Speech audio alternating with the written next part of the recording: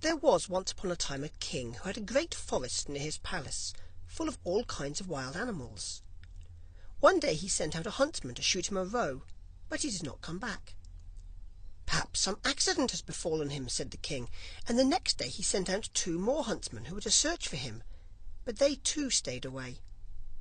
Then on the 3rd day he sent for all his huntsmen and said, "Scour the whole forest through, and do not give up until you have found all 3. But of these also none came home again, none was seen again. From that time forth no one would any longer venture into the forest, and it lay there in deep stillness and solitude, and nothing was seen of it, but sometimes an eagle or a hawk flying over it. This lasted for many years, when an unknown huntsman announced himself to the king as seeking a situation, and offered to go into the dangerous forest. The king, however, would not give his consent, and said, "It is not safe in there. I fear it would fare with you no better than with the others, and you would never come out again." The huntsman replied, "Lord, I will venture it at my own risk. Of fear I know nothing." The huntsman therefore betook himself with his dog to the forest. It was not long before the dog fell in with some game on the way, and wanted to pursue it, but hardly had the dog run 2 steps when it stood before a deep pool, could go no farther, and a naked arm stretched itself out of the water, seized it, and drew it under. When the huntsman saw that, he went back and fetched 3 men to come with buckets and bail out the water. When they could see to the bottom, there lay a wild man, whose body was brown like rusty iron, and whose hair hung over his face down to his knees. They bound him with cords and led him away to the castle. There was great astonishment over the wild man. The king, however, had him put in an iron cage in the courtyard, and forbade the door to be opened on pain of death, and the queen herself was to take the key into her keeping. And from this time forth everyone could go again into the forest with safety. The king had a son of 8 years, who was once playing in the courtyard, and while he was playing his golden ball fell into the cage. The boy ran thither and said, "Give me my ball out." "Not till you have opened the door for me," said the man. "No," said the boy, "I will not do that. The king has forbidden it," and ran away. The next day he again went and asked for his ball. The wild man said, "Open my door," but the boy would not. On the 3rd day the king had ridden out hunting, and the boy went once more and said, "I cannot open the door, even if I wished, for I have not the key." Then the wild man said, "It lies under your mother's pillow. You can get it there."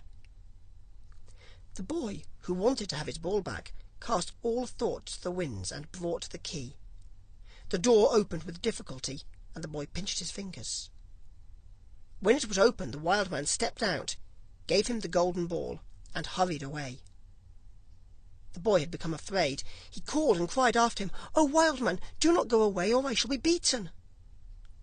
The wild man turned back, took him up, set him on his shoulder, and went with hasty steps into the forest. When the king came home, he observed the empty cage, and asked the queen how that had happened. She knew nothing about it, and sought the key, but it was gone. She called the boy, but no one answered.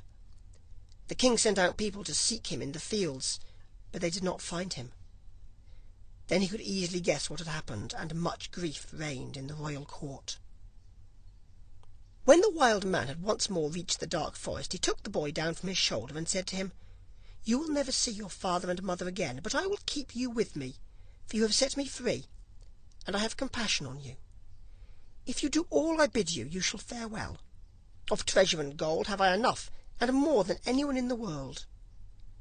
He made a bed of moss for the boy, on which he slept, and the next morning the man took him to a well, and said, "Behold, the gold well is as bright and clear as crystal. You shall sit beside it, and take care that nothing falls into it, or it will be polluted. I will come every evening to see if you have obeyed my order."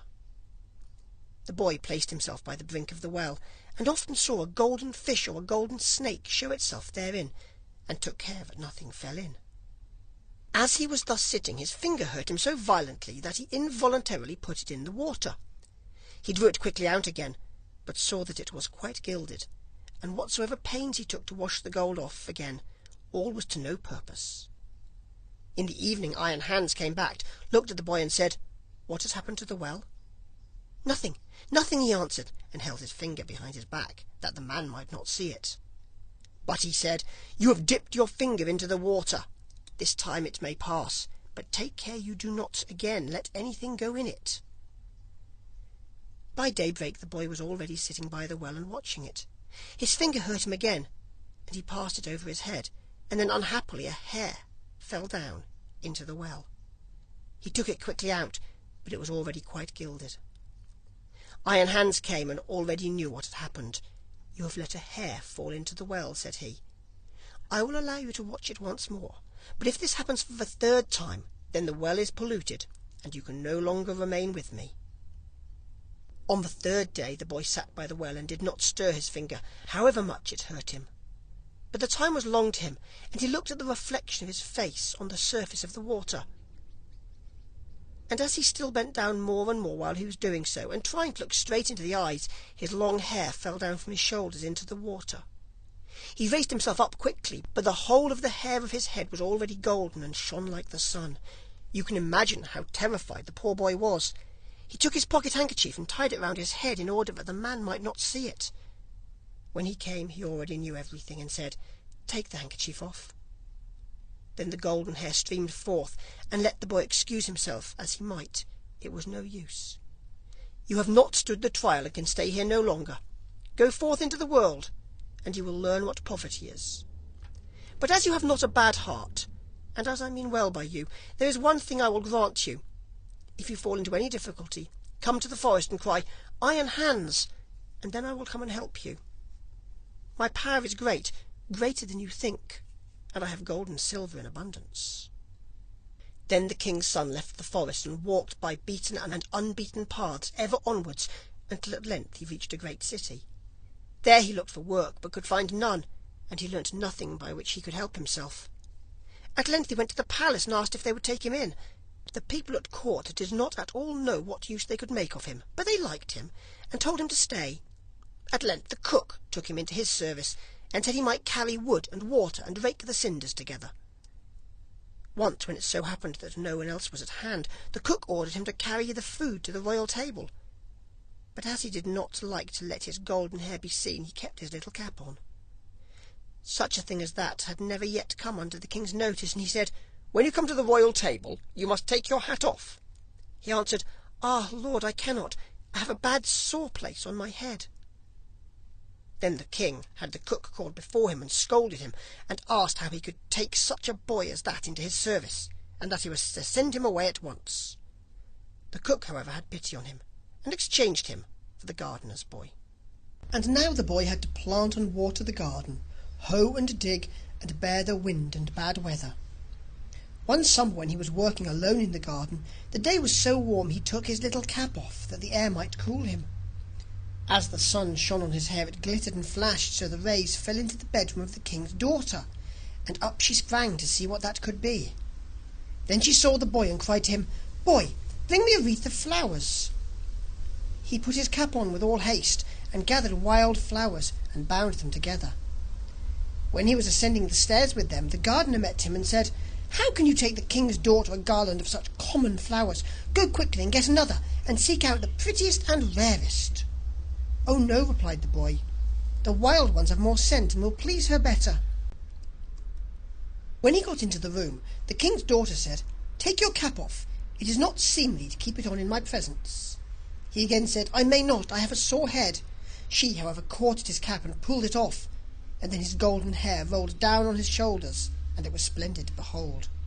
He wanted to run out, but she held him by the arm and gave him a handful of ducats. With these he departed, but he cared nothing for the gold pieces. He took them to the gardener and said, "I present them to your children. They can play with them." The following day the king's daughter again called to him that he was to bring her a wreath of field flowers, and then he went in with it. She instantly snatched his cap and wanted to take it away from him, but he held it fast with both hands. She again gave him a handful of ducats, but he would not keep them, and gave them to the gardener for playthings for his children. On the third day things went just the same. She could not get his cap away from him, and he would not have her money. Not long afterwards the country was overrun by war. The king gathered together his people, and did not know whether or not he could offer any opposition to the enemy, who was superior in strength and had a mighty army. Then said the gardener's boy, "I am grown up, and will go to the wars also, only give me a horse." The others laughed and said, "Seek one for yourself when we are gone. We will leave one behind us in the stable for you." When they had gone forth, he went into the stable and led the horse out.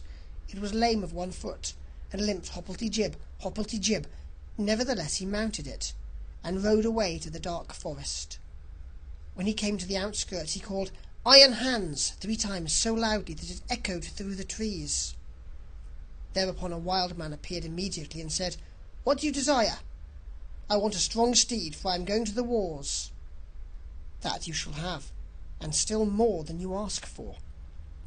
Then the wild man went back into the forest, and it was not long before a stable boy came out of it, who led a horse that snorted with its nostrils and could hardly be restrained, and behind them followed a great troop of warriors entirely equipped in iron, and their swords flashed in the sun.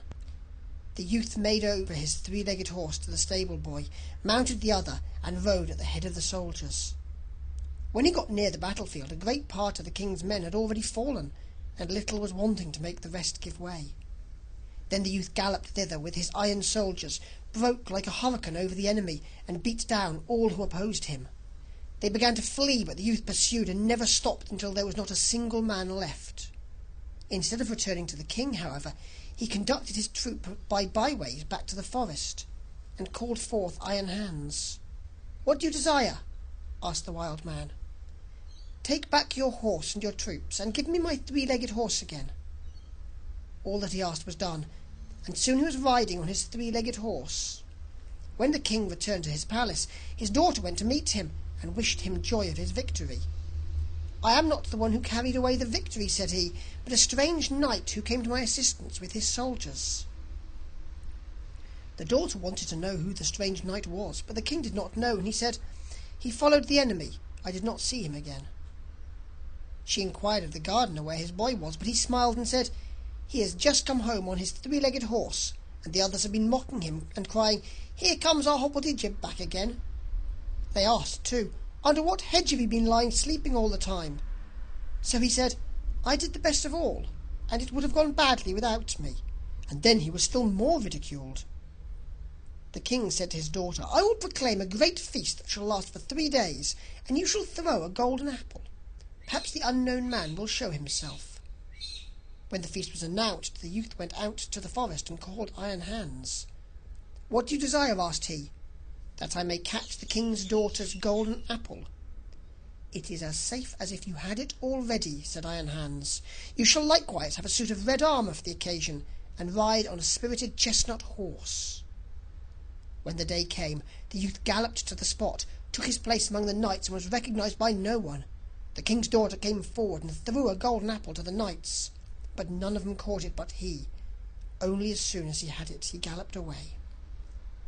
On the second day, Iron Hans equipped him as a white knight, and gave him a white horse. Again he was the only one who caught the apple, and he did not linger an instant, but galloped off with it. The king grew angry and said, 'That is not allowed. He must appear before me and tell his name.' He gave the order that if the knight who caught the apple should go away again, they should pursue him, and if he would not come back willingly, they were to cut him down and stab him. On the third day he received from Iron Hans a suit of black armour and a black horse, and again he caught the apple. But when he was riding off with it, the king's attendants pursued him, and one of them got so near him that he wounded the youth's leg with the point of his sword. The youth nevertheless escaped from them, but his horse leapt so violently that the helmet fell from the youth's head, and they could see that he had golden hair. They rode back and announced this to the king. The following day the king's daughter asked the gardener about his boy. 'He is at work in the garden. The queer creature has been at the festival too, and only came home yesterday evening. He has likewise shown my children 3 golden apples which he has won.' The king had him summoned into his presence, and he came and again had his little cap on his head. But the king's daughter went up to him and took it off, and then his golden hair fell down over his shoulders, and he was so handsome that all were amazed.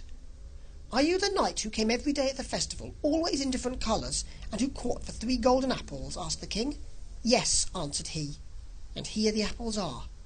And he took them out of his pocket and returned them to the king. 'If you desire further proof, You may see the wound which your people gave me when they followed me. But I am likewise the knight who helped you to your victory over your enemies. If you can perform such deeds as that, you are no gardener's boy. Tell me, who is your father?" "My father is a mighty king, and gold have I in plenty, as great as I require." "I well see," said the king, "that I owe my thanks to you. Can I do anything to please you?" "Yes," answered he, "that indeed you can. Give me your daughter to wife." The maiden laughed and said, "He does not stand much on ceremony, but I have already seen by his golden hair that he was no gardener's boy." And then she went and kissed him. His father and mother came to the wedding, and were in great delight, for they had given up all hope of ever seeing their dear son again. And as they were sitting at the marriage feast, the music suddenly stopped, the doors opened, and a stately king came in with a great retinue. He went up to the youth, embraced him, and said, "I am Iron Hans, and was by enchantment a wild man, but you have set me free. All the treasures which I possess shall be your property."